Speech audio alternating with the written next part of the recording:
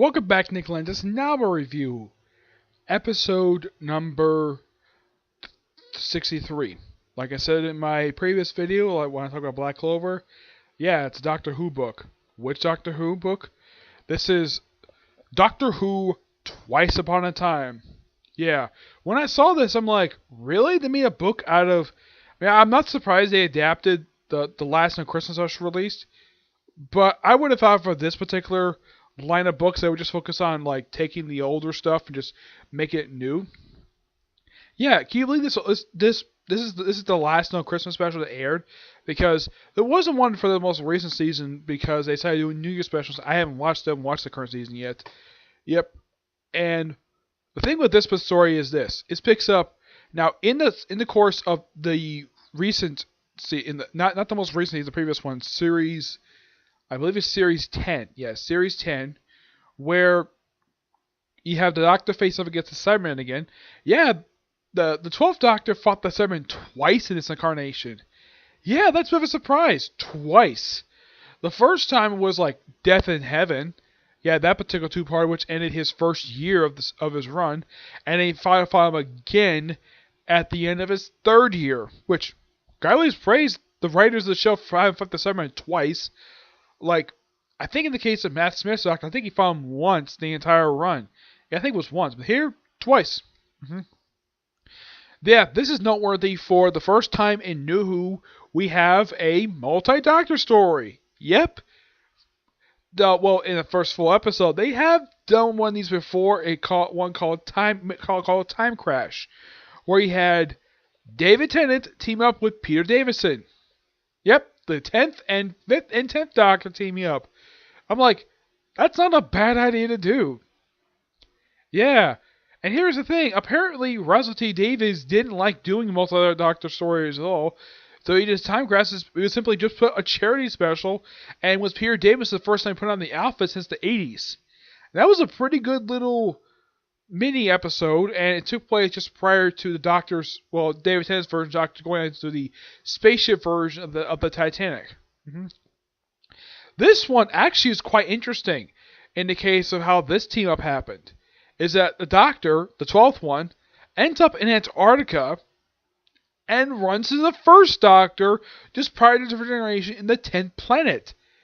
And I don't know if it's just by sheer coincidence that this happened to happen, that both these two Doctors had just fought the Cybermen. Yeah. And also, both of them fought the Mondo Cybermen. Well, yeah, they did. It's just by sheer coincidence, the fact that it just happened to happen. Though I should point out, though, when they had the first Doctor show up, they didn't have Will Hartnell show up. Oh, no. They can't.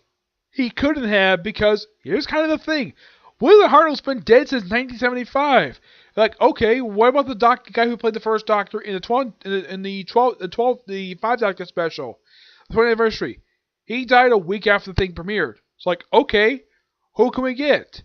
How about the guy who played him in the docudrama special, Avengers: Time and Space? Have him reprise his role as the first Doctor.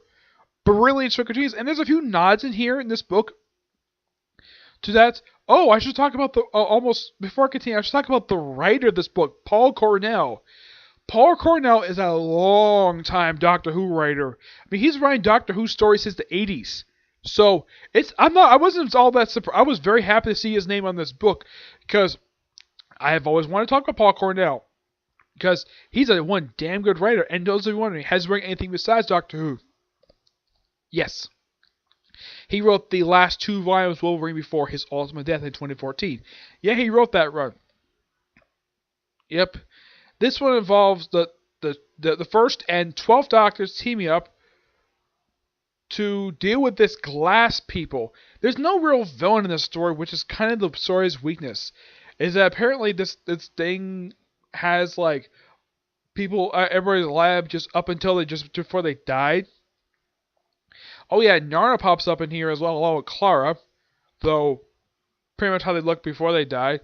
And Bill Potts shows up in here. Yeah, the actress who plays her came back for this one last story, because why the heck not? She was the companion at that point. Kind of like how Clara came back for technically the finale of the previous season of the show, even though she had just died. Yeah, Though I think from what I heard from a lot of people, they didn't care for Clara because they thought she was annoying. Belle Potts, I hear nothing negative about her at all. There was nothing stereotypical about her. I mean, yeah, she was the first companion to be an actual lesbian, but not the first one to be not straight. Yes, do you know what the first one was? Captain Jack Harkness. Yep, he was the first one to. He was the first companion to not be straight because he would hit both guys and girls. As a matter of fact, he even kissed Christopher Eccleston's doctor on the lips, and he had no reaction to it at all. Yeah.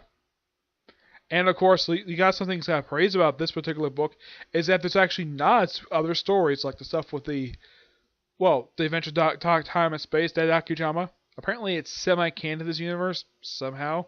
Yeah, there's references to that. There's references to the Second Doctor in here, and oh yeah, and they also meet up with a World War One Army. I think it's Army soldier. I think he's a captain. Yeah, captain in the British Army. And just before he died, and it turned to this guy. This guy's name is Alistair Lethbridge Stewart. They don't reveal this until the end of the episode, both in here and the actual episode itself. And it was kind of an odd little Easter egg that the first Doctor would meet up with a man he became a longtime friend with, starting with the second incarnation of Doctor. Yeah. And this by far, really good adaptation. Good that for this book keep pretty much everything in the episode while adding stuff here and there. The stuff they added was basically a lot of inner monologue for the first Doctor and a little bit for the 12th Doctor. And just like in the actual episode, he didn't like the sunglasses at all. And also he didn't like the 12th Doctor's interior of the TARDIS interior. Didn't like that at all, which is also true for the original story. He did not like it. And the thing ended pretty much the same way as the actual episode ended, with the Jodie Whittaker Doctor making her debut and having her first lines. Eventually she falls over the TARDIS, just like in the actual episode itself. Really damn good story. Give this book a 10 out of 10. Very good adaptation. The story is fantastic. I love the actual episode itself. I actually recorded the episode. I did watch it a couple days later, but I thought it was a really damn good Christmas special. And why I love this one? I love this one over the other ones because it actually does something that the other ones, that the Air Christmas specials, or at least a lot of the other episodes in this current era, could not do. And I love this from the few of the stories, the 3 times I did in the original era, multi-Doctor stories. I love these, and this was mostly written by Steve Moffat, but a little bit by the guy who's the current writer of the show. The current writer, he actually wrote the first lines spoken by Jodie Whittaker's Doctor. Yeah. He gets a co-writing credit, but he only writes just her lines. Everything else for this episode is all by Steve Moffat. And this was not only the end of the 12th Doctor's era, Peter Capaldi, but also the end of Steve Moffat.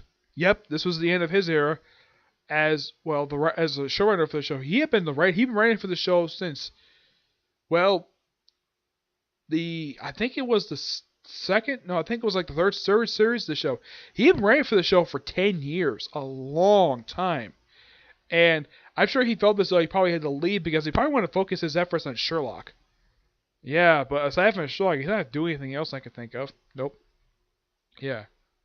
But great book. Okay? So that's it for this particular review. Stay tuned later for my reviews of Fairy Tale and a Comic Corner. Okay? But to you see you next review. Bye.